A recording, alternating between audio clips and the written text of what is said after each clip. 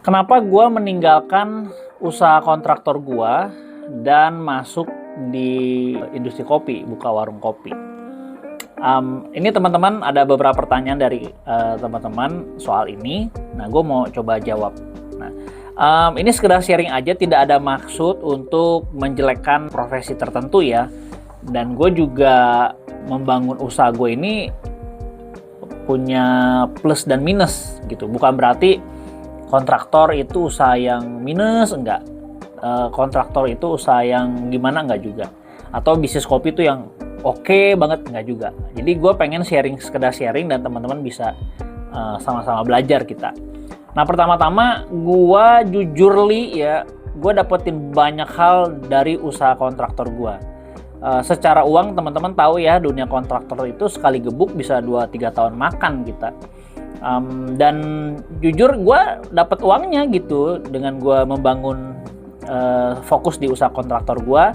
Dulu mulai ngerjain project yang 300.000, 1.500.000, 6 juta, 11 juta, 18, puluhan juta, ratusan juta. Wah, seneng banget dah dapet project pertama angkanya 100 juta, itu gue seneng banget ya. Tapi beresnya 8 bulan. Nah itu, tapi seneng gitu, semangat gitu. Sampai gue dipercayain project-project yang ratusan juta bahkan miliaran. Tentu dalam waktu singkat gue bisa beli rumah di sana ya. Bank menyetujui lah karena cash flow gue lumayan bagus. Bukan jumlah uangnya banyak tapi cash flow-nya bagus. Perputaran uang yang gue punya saat itu di-approve sama pihak bank. Ya. Jadi gue bisa beli rumah tuh dalam waktu yang singkat. Wah, asik banget. Nah tapi yang gua ini di gua nih, gua nggak tahu di teman-teman. Di gua kurang bisa bermain cantik lah di kontraktor. Kalau gua mau, kayaknya oke nih, mulus karir gua nih, mulus kayaknya. Tapi karena guanya nggak mau bermain di daerah basah gitu. Jadi gua nggak pengen tuh bukan nggak pengen ya, gua nggak terbiasa siram menyiram ya, istilahnya tuh siram menyiram lah atau suap menyuap ya. Gue nggak terbiasa dengan itu guys. Itu yang bikin gue tuh menghindar deh gitu dari beberapa pekerjaan yang berpotensi untuk siram menyiram gitu. Entah ke bagian purchasingnya, nggak enak banget loh ketika lu mengerjakan suatu pekerjaan dan buat nagih uangnya aja ada permintaan dulu gitu ya. Itu nggak enak ya. Nah, tapi ya itu gue lakukan tetap karena memang saat itu ya gue berprofesi sebagai kontraktor gitu. Ya itu yang gue kerjain gitu, tetap harus gue jalanin. Sampai titik dimana gue balik ke Bogor. Anyway, gue jadi kontraktor itu banyak proyeknya di kota Pekanbaru ya. Lebih banyak di sana, di Bogor ada beberapa tapi nggak gitu banyak. Balik ke Bogor, akhirnya memutuskan untuk buka kedai kopi, warung kopi, Uncle Joe Kopi yang saat ini gue garap.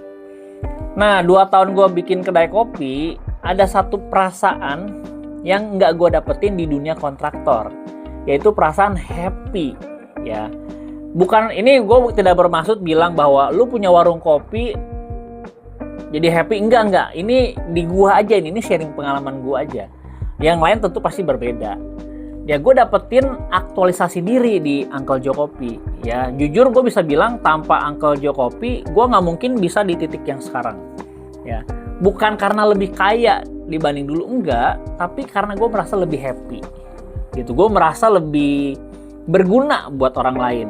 Ya lo misalkan lihat di YouTube gue atau di Instagram gue punya pelatihan bisnis kopi sebulan sekali yang sudah melahirkan 160 outlet kedai kopi.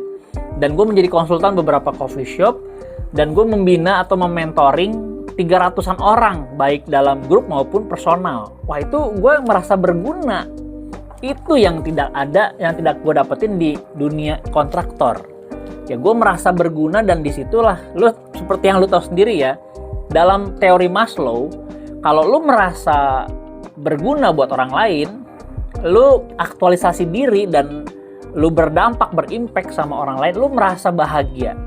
Itu udah hukumnya. Nah, gue dapetin itu di Uncle Joe Kopi. Jadi bukan masalah uang, teman-teman. Tentu berbeda uang yang didapatkan di kontraktor sama uang yang gue hasilkan dari jualan kopi, tentu berbeda ya. Tapi itu bukan alasan utama. alasan utamanya adalah gue merasa happy. Gue dapetin happiness dalam gue membangun bisnis kopi.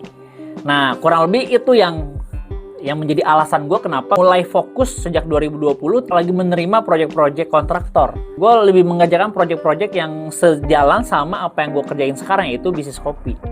Gitu. Jadi gue bangun kedai kopi, ada orang yang mau hire gue, bikinin dong uncle, gue akan tetap terima.